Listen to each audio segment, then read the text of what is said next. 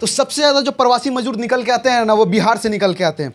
तो बिहार के उस सत्ताधारी नेताओं से मैं कहना चाहता हूँ कि अब तो आपकी सरकार है, आप दूसरे सरकार पे क्यों तंज कस रहे हैं? तो आप लगा दीजिए ना, हर प्रवासी मजदूर को 20-20 लाख का दे दीजिए इंश्योरेंस, कि वो अगर किसी और राज्य में कमाने जाए, अगर उसको किसी प्रकार का नुकसान हो तो उसका परिवार को 20 लाख रुपया मुआवजा मिले। अब तो आपकी सरकार है, तो कहीं ना कहीं ज़रूरत उन जो भी मजदूर है ना, उन सभी के परिवारों को 20-20 लाख का जो इंश्योरेंस है ना, वो दे दीजिए, क्योंकि अब सरकार आपकी है, आपके बेटा उप मुख्यमंत्री है, वो जो बोलते हैं वही होगा सरकार में। और उससे बड़ा बात होगा अगर बिहार में रोजगार ला दीजिएगा ना, तो जो बिहार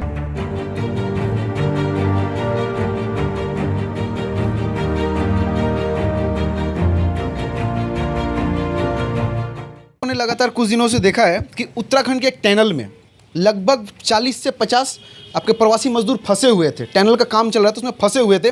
और वहाँ के जो मुख्यमंत्री हैं ना, वो स्टार्टिंग से लेके एंड ऑफ द मोमेंट, हालांकि उन लोगों को निकाल लिया गया, एकदम वहाँ पे खड़े थे, ग्राउंड जीरो पे खड़े होकर सब कुछ अपने आंख से देख रहे थे, सब कुछ का जायजा ले रहे थे। लेकिन बिहार के पूर्व मुख्यमंत्री लालू यादव का वक्तव्य है कि वो तो वहाँ थे ही नहीं, उस मुख्यमंत्री का तो वहाँ कोई मतलब रोल ही नहीं था। क्या कहिएगा? देखिए, मैं लालू प्रसाद यादव की बातों को ना इतना सीरियसली नहीं लेती हूँ। सबसे पहली बात कि उन्होंने ये भी कहा था कि वो बिहार की सड़कों को हेमा मालिनी के गाल जैसा बना देंगे, चीक्स जैसा बना देंगे। उन्होंने पार्लियामेंट के अंदर ये भी कहा था ममता बनर्जी को कि आप नहीं मांगी थी रेलवे और 5 मंत्रालय, तो ममता बनर्जी उठकर बोली थी कि नहीं नहीं चाहिए, तो वो बोली था नहीं मिलेगा, जाइए।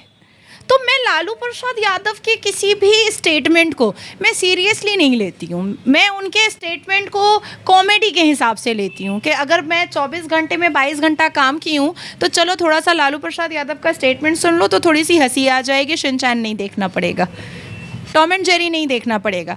देखिए, जो व्यक्ति अपने हिंदू होने पर घृणा करता हो, लालू प्रसाद यादव, जो व्यक्ति अपने घर में ताजिया उठवाता हो अपनी धर्मपत्नी और पूर्व मुख्यमंत्री राबड़ी देवी से, और ताजिया में सिक्के फेंकवाता हो, जो व्यक्ति अपनी बहू को धक्के मार करके घर से निकालता हो, जिसका छोटा बेटा जो अभी उप मुख्यमंत्री है बिहार का, उसने एक क्रिश्चियन से शादी की हो। आप लोगों को शायद पता है कि नहीं पता है, तेजस्वी यादव जी की जो धर्मपत्नी है वो हिंदू नहीं है, ना ही वो मुसलमान है, वो ईसाई हैं धर्म की। समझ में आई बात? ये नारा लगाते हैं फ़लस्तीन के समर्थन में और हमास के समर्थन में, और ख़ुद घर में ईसाई बीवी लेकर आए हैं। तो ऐसे जो 5 मिसाली दाल की जो खिचड़ी बनी हुई परिवार है, और परिवार के अंदर महिलाओं का सम्मान नहीं है। आपको फिर से मैं एक बात याद दिला देती हूँ कि लालू प्रसाद यादव ने एक बहुत बड़े चैनल पर कहा था कि जब भी मेरे से जनता पूछती है कि आप क्या करते हैं, अब तो राबड़ी जी मुख्यमंत्री बन गई हैं, तो मैं अपनी जनता को जवाब देता हूँ कि रात में आपकी सरकार मेरा पैर दबाती है। याद आया? आप बहुत छोटे होंगे तब। तो लालू प्रसाद यादव अपने घर नहीं संभाल पाया, लालू प्रसाद यादव अपना परिवार नहीं संभाल पाया। लालू प्रसाद यादव हर रोज़, हर मिनट, हर सेकंड नीतीश कुमार के मुंह से मलाइंग और डिफेम होता रहा। लालू प्रसाद यादव को एक मजदूर भी बिहार का गाली गलौज दे करके पुकारता है। लालू प्रसाद यादव ये तक नहीं समझ पा रहा है कि वो कौन से धर्म का व्यक्ति है। लालू प्रसाद यादव जो अपनी कॉमेडी से ही अपना एक नेचर आइडेंटिफिकेशन बनाया है, ऐसे नेताओं के स्टेटमेंट को मैं इज्जत भी नहीं देती हूँ, मान्यता भी नहीं देती हूँ। पूरे देश से लेकर के पूरी दुनिया तक धामी जी की प्रशंसा कर रही है, उनको रिस्पेक्ट दे रही है। और वो 41 घर जो पूरा एक व्यक्ति के साथ साथ पूरा परिवार बचा है, वो सब दुआएं दे रहे हैं भारत के प्रधानमंत्री जी को। तो ये एडुकेट एलीट क्लासी लोग जानते हैं भारत के कि धामी जी का उसमें रोल क्या था और भारत के प्रधानमंत्री जी का रोल क्या था। ये सारी चीज़ सबको पता है। और Lalu Prasad Yadav is nothing in front of my eyes कि मैं उनके स्टेटमेंट पर सोचूं कि अरे उन्होंने ऐसा बोल दिया। अरे वो ऐसा ही बोलेंगे।